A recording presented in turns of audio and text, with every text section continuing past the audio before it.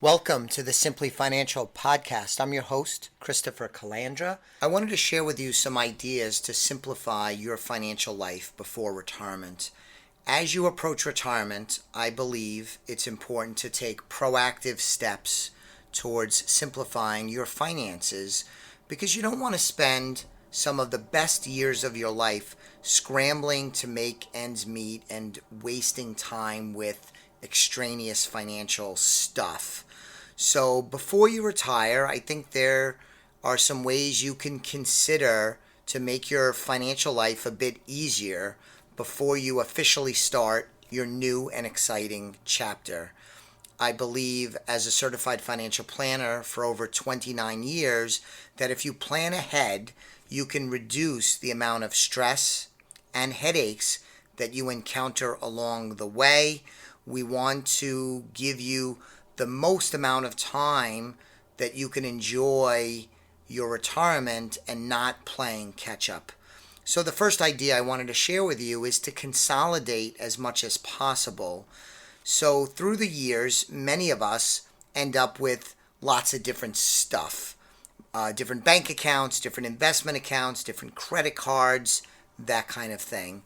So if you can, consolidating these accounts down to a more manageable number is very attractive. But I know Joelle and I, my wife and I, we've done this, and we've gotten down to just one banking relationship, and we have one primary credit card with one backup credit card, and that has done wonders for us to simplify things, and I think it is going to be advantageous for us as we move towards retirement.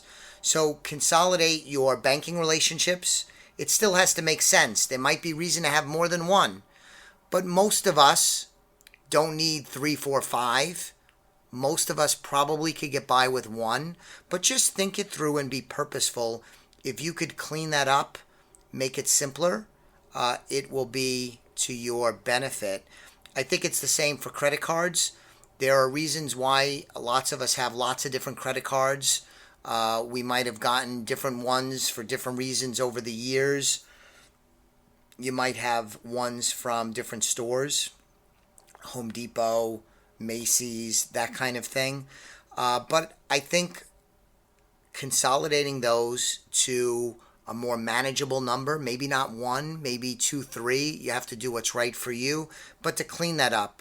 A good rule of thumb is to choose a credit card that you've had a long time. That often will help with your credit score if that's an important consideration for you. So I'm a financial planner, as my listeners know.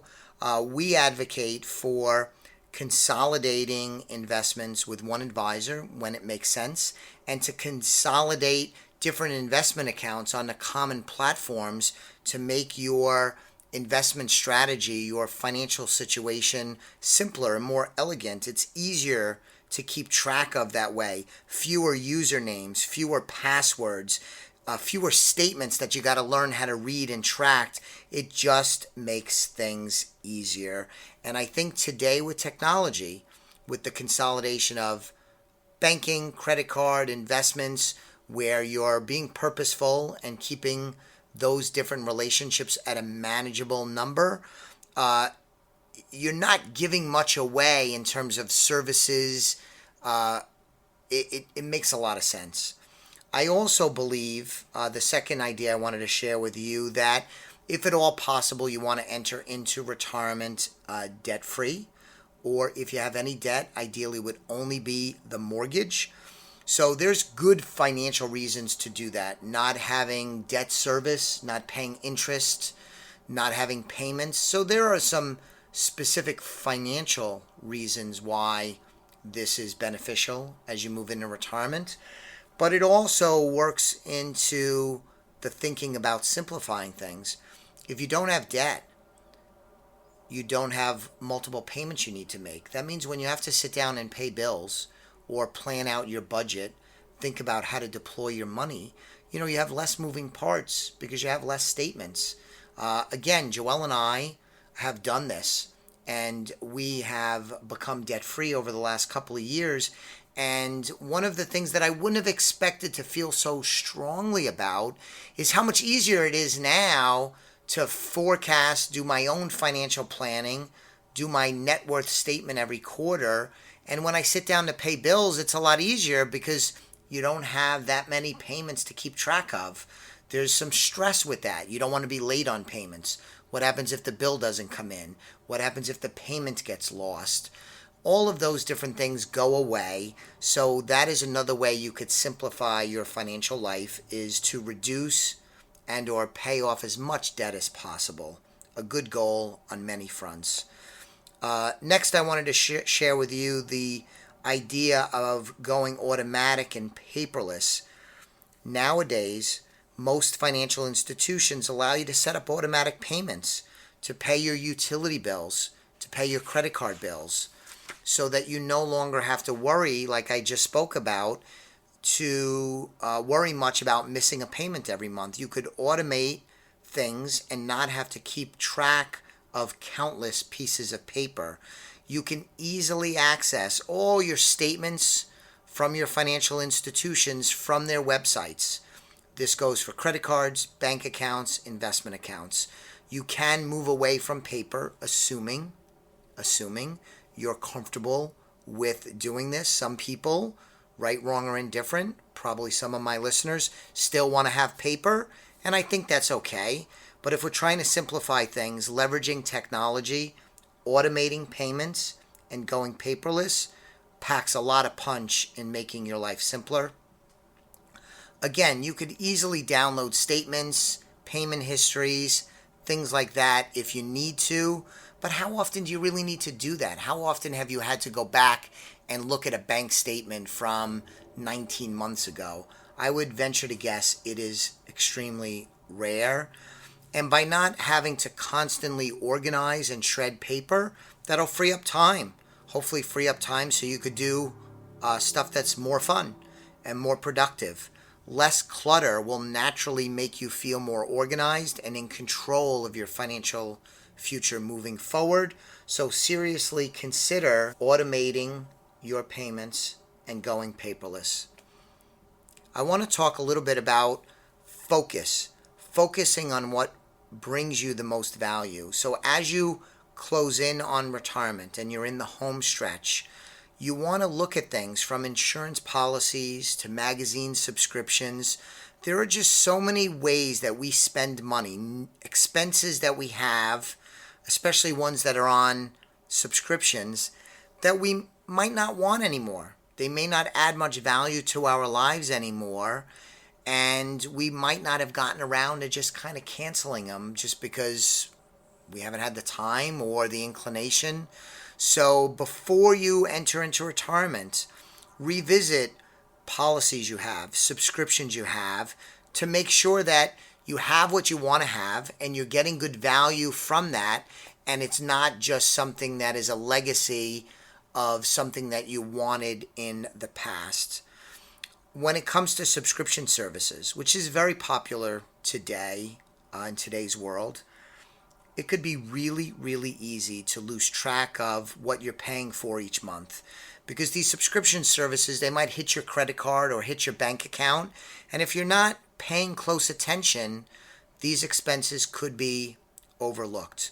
So my suggestion is to sit down, review these programs, maybe review them with your spouse or significant other, and as you prepare for retirement, make sure that you are subscribed to the things that you want to be subscribed to, that you're getting value out of them, you're using them, and they'll fit into the next chapter of your life, being retirement.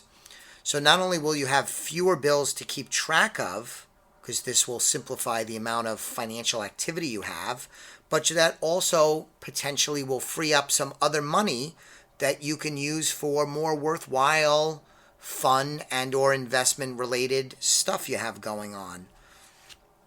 The last thing I wanted to talk about is the concept of small steps leading to less stress. A key way to simplify your financial life before retirement is to focus on the things that you can control, because it's easy for many of us, I know it is for me, to lose sight of all the excitement about retiring when there are so many aspects of their lives that seem kind of up to chance. Retirement is and can be a beautiful thing. And I am a financial planner because I believe that every person deserves to enjoy the fruits of their labor to the fullest extent. So before you go into full-on panic mode, take a step back, breathe, and focus your attention on one item at a time.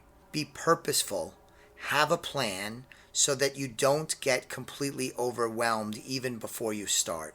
And that's why this simplification strategy that I'm talking about, ways that you could simplify things, is so important, because you're less likely to get overwhelmed if you have fewer things to keep track of leading into and during this wonderful chapter of your life. So the steps that I went through are a good start. We want to always find ways where we could maximize our money, be purposeful, be careful, but yet also spend and use our money for enjoyment. So I hope you like these simplification ideas as you move towards retirement.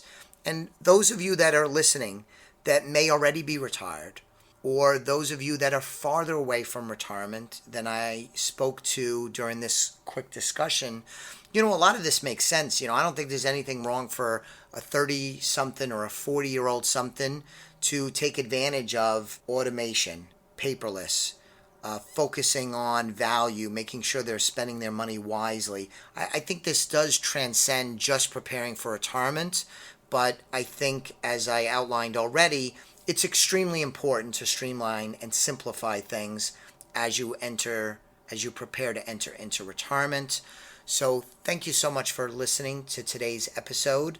Please go to our website, elliottwealth.com. Learn more about the team that we have here that helps our clients win with money. And if you have any questions, please contact us. Lastly, if you haven't subscribed to the podcast already, please do so. That's really important to me, and I appreciate it. I will be back with you on the next episode of the Simply Financial podcast very soon. Thanks for listening. The views expressed are not necessarily the opinion of Osaic Wealth, Inc., and should not be construed directly or indirectly as an offer to buy or sell any securities mentioned herein. Investing is subject to risks, including loss of principal invested.